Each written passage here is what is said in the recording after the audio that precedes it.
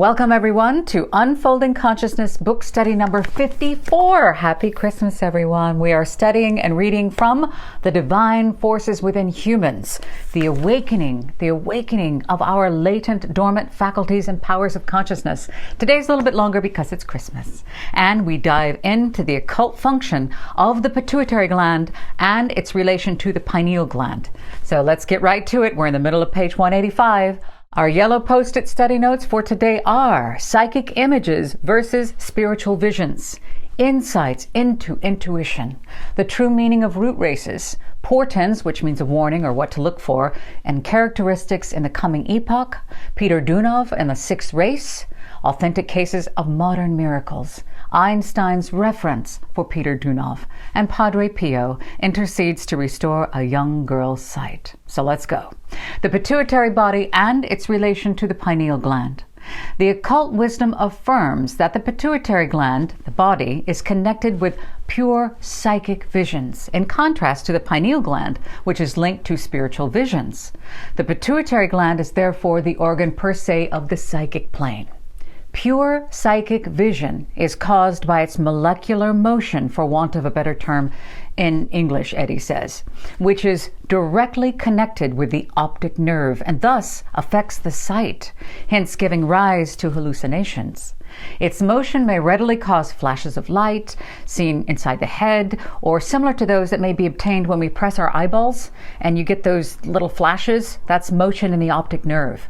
When molecular action is set up in the pituitary, these flashes are seen, and further action gives psychic vision, as similar motion in the pineal gland gives spiritual clairvoyance. The pineal gland is the focus of the spiritual, hence inorganic sensory apparatus. However, the pituitary gland is only the servant of the pineal gland. It's like a torchbearer, like the servants that carry torches in front of a princess's carriage. That's it. The pituitary gland is the emissary of its master, the pineal gland. And it is a matter of considerable speculation by Eddie whether these two glands can be correlated with the left and the right hemispheres of the brain, respectively. All right, that's from the book from The Master and His Emissary by Ian McGilchrist. Very deeply respected by Eddie and all of us here on Living Theosophy. So, the faculty and fruits of awakened consciousness.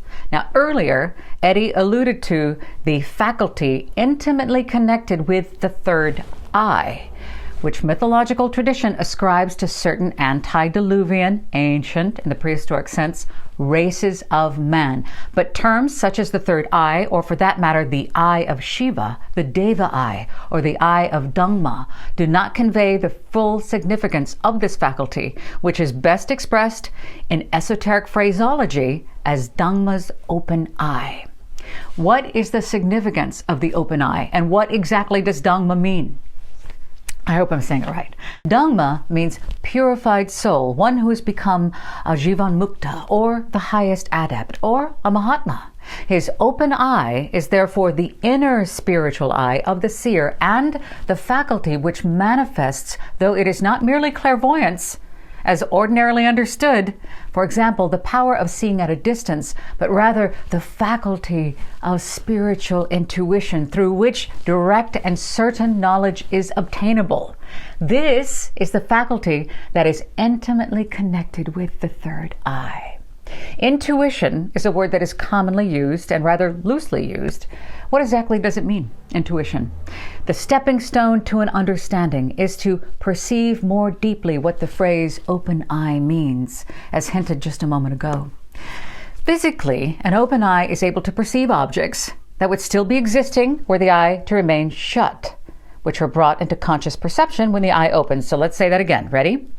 Physically, an open eye is able to perceive objects that would still be existing even if the eye were shut, but which are brought into conscious perception when the eye opens. It is the movement from temporary blindness to sight. Spiritually, it is the same process on a higher level.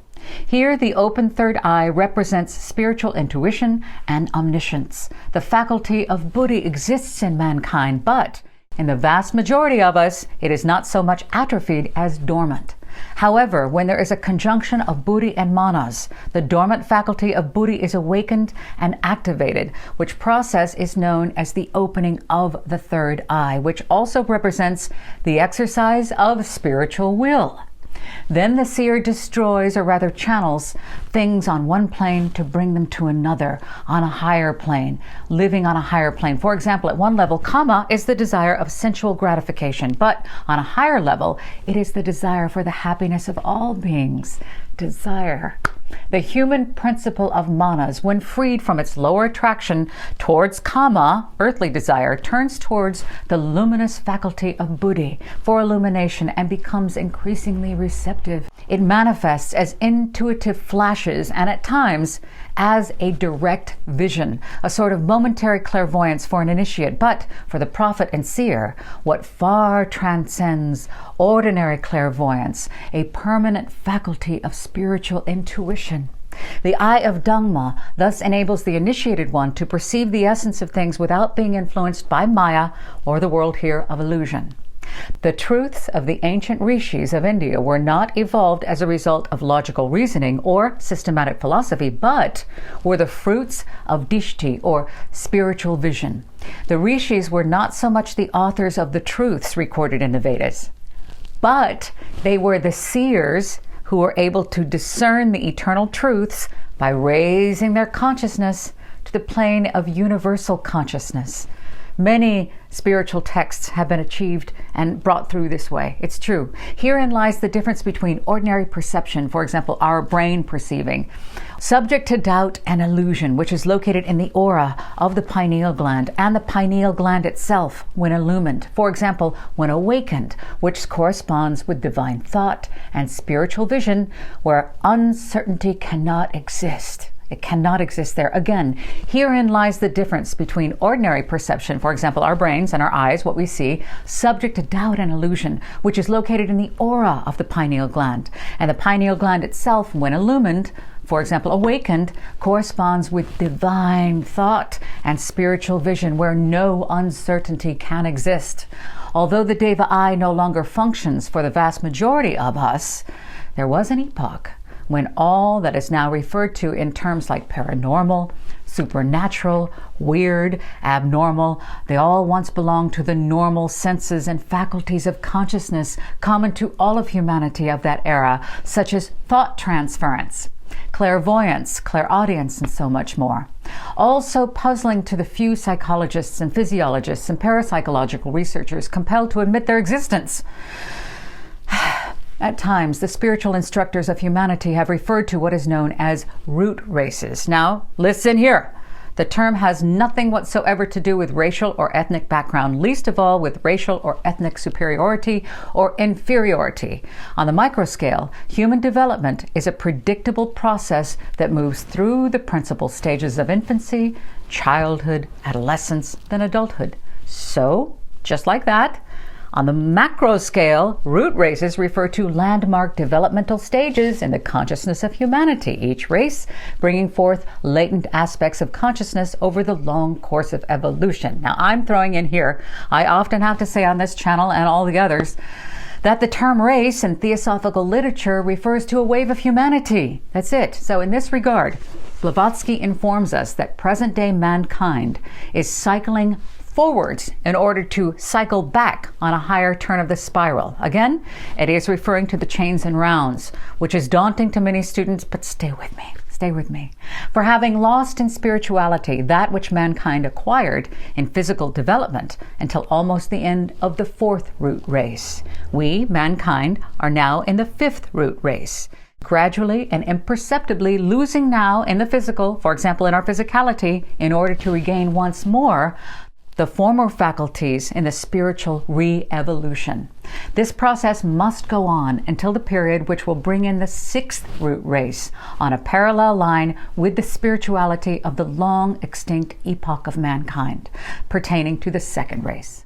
Along similar lines, the Bulgarian master Peter Deunov, otherwise known by his spiritual name Deunov, Deunov, I hope I'm saying that right, spoke of the liminal condition, for example, of the transitional state between the two states of conditions. He said in 1944, I'm quoting him here, quote, "We are crossing the boundary between two epochs and entering a new epoch. This new epoch refers to the transition from Kali Yuga, the fourth and present age of the world cycle of yugas or ages.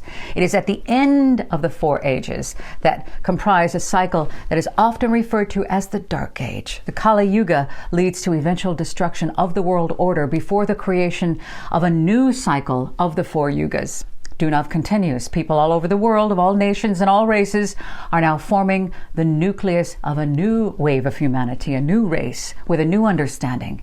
In the future, there will be more people of the sixth race on Earth than there are currently at present. The spiritually wise people throughout the world will form the sixth race. And the people of the sixth race will have correct features. Peter says here, they will be beautiful. Their beauty having been formed by the high ideal they hold within themselves. They will be far more beautiful than the people of today. End quote. Now the last sentence here makes it clear that beauty is primarily an internal thing. It doesn't have anything to do with what you look like, okay? It's not skin deep. However, it's much more than that. However, the new humanity entailing fellowship between all nations will not emerge without painful birth pangs. Now, this has happened in the past. It happens all the time, like the transitions between the third and fourth races, the fourth and fifth races, and it will happen between the fifth and sixth race. Namely, the large-scale geographical and environmental disasters, entailing immense suffering, in order to awaken and purify consciousness. This has always happened since the beginning of time, as Blavatsky and Deunov both forewarn. Now, a recent case in point would be the warning issued by the United Nations Secretary General, Antonio Guterres, to negotiators at a major meeting when he said that failing to increase efforts on climate change would be not only immoral, but suicidal for our planet. That's why we're doing all of these. We're getting these out there into the world, literally, so we can make a difference. This clearly shows that planetary disasters do not occur out of divine whims, but are largely man-made, being the intelligent response of nature, acting as a wake-up call to major portions of humanity still mired in greed and apathy. The fact that Blavatsky and Deunov, each coming from a different epoch and quite dissimilar spiritual and occult environments, have espoused the same thing, the same message. It's another corroboration of constant theme here through Unfolding Consciousness that Eddie has put together, the harmony of the principal tenets of the Philosophia Perennis. These tenets are no fancy or fantasy of any alleged teacher or teachers, but have been bequeathed to humanity through the instrumentality of appointed emissaries like the two we just mentioned, plus many others, of course. So the subject of root races is evidently an enormous one, and it is key to understanding evolution. Stories of miracles performed in ancient times by Christ and saints and prophets of other religions will always run the risk of being belittled by skeptics, of course, on the charge of lack of scientific evidence, other than the hearsay of all the gullible followers. But it is not so easy to dismiss in our prosaic modern days authentic reports from both hemispheres of the globe of individuals with powers and perceptions so extraordinary that no amount of scientific theorizing can ever account for them, can explain them away or disprove of their existence. In India, we have the example of the legendary sage Ramana Maharishi, who could materialize his presence to his disciples. He could literally just zoom in physically anywhere in the world, and just as soon as the task was accomplished, vanish into thin air. Likewise, in the modern West, another such spiritual master was the Bulgarian Peter Deunov, who we just talked about. Reports about his spiritual intuitions and occult faculties are far too numerous and full of specific details to be dismissed as coincidence or the make-believe of supposedly credulous devotees. For example, Regarding the occult faculty of projecting the Mayavi Rupa, or the body of illusion, Deunov was able to appear in different places, and in one instance in a locked room, and then disappear without a trace. On other occasions, he was able to sense remotely a situation of extreme danger and materialize his presence to save the situation, as when one of his pupils, a train driver, fell asleep at the controls and was suddenly woken up by the train whistle, pressed by the master standing next to him, who then promptly disappeared just before the driver could even say thank you. There you go. It is not surprising then that Albert Einstein said of Peter Deunov, "The whole world bows before me, but I bow down before the master Peter Deunov." And Eddie explains, would there please, I'm throwing in that please, would there be more scientists like Einstein able to leave a window open to the metaphysical and spiritual dimensions of life and submit to genuflection in the presence of the true masters? But then they're called heretics.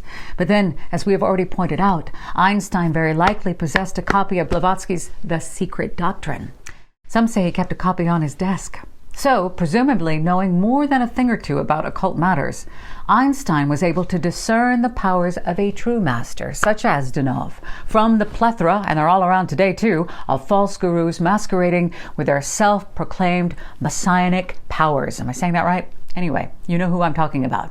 Similarly, in the modern-day West were the miracles performed by Padre Pio, the Italian friar, priest, stigmatist, and mystic. Now venerated as a saint of the Catholic Church, Padre Pio, the wonder worker, describes the story of Gemma di Giorgi, a Sicilian girl born without pupils, whose blindness was believed to have been cured during a visit to see Padre Pio with her grandmother in the 1940s. The little girl began to see objects, including a steamship and the sea. Padre Pio gave Gemma her first Holy Communion and made the sign of the cross over each of her eyes. When Gemma returned to Sicily, her eyes were again examined by a specialist, and to test Gemma, the doctor held up various objects in front of her, and without pupils, she was able to see each one of them. She was able to count the doctor's finger at a distance of 16 feet. No pupils, Gemma could see. The doctor declared that Gemma's eyes were in no condition to see. He could not explain it. There was no medical explanation for it. And Eddie closes here. He closes this lesson with, from the miracle of physical sight, readers might like to contemplate the miracle of inner sight. For now we see through a glass darkly, but then face to face, now I know in part, but then shall I know even as I am known.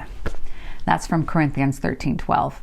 Next time we move on to the faculty of intuition. This is book study number 54 in the Unfolding Consciousness study series on the awakening of the latent faculties and powers of consciousness inside all of us, the divine forces, the abilities inside of us. This is from Dr. Eddie Bilimoria's Unfolding Consciousness, Exploring the Living Universe and the Intelligent Powers in Nature and Humans, from Volume 3, which has a subtitle here, which is Gazing Through the Telescope. Man is the measure of all things.